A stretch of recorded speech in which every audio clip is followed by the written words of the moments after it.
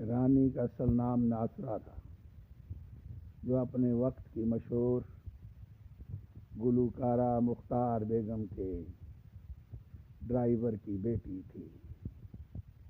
رانی کو مختار بیگم نے پالا اور ان کے ساتھ رہتے ہوئے رانی نے رقص سیکھا اور بطور اداکارہ فلمی دنیا میں قدم رکھا، جہاں شہرت اور مقبولیت اس کا مقدر بنی۔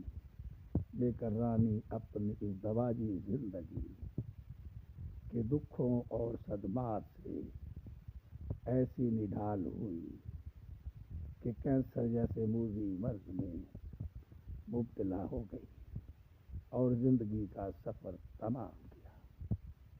1941 میں لاہور میں پیدا ہونے والی رانی اردو اور پنجابی فلموں کی مصروف اداکارہ تھی، جو 1962 کی بات ہے، اور اس کے بعد کئی فلموں میں مختلف کردار ادا کیے۔ لیکن دیور بھابھی جو 1967 میں سینما کی زینت بنی تھی، وہ مشہور فلم تھی جس نے اداکارہ کو فلم انڈسٹری کی رانی بنا دیا۔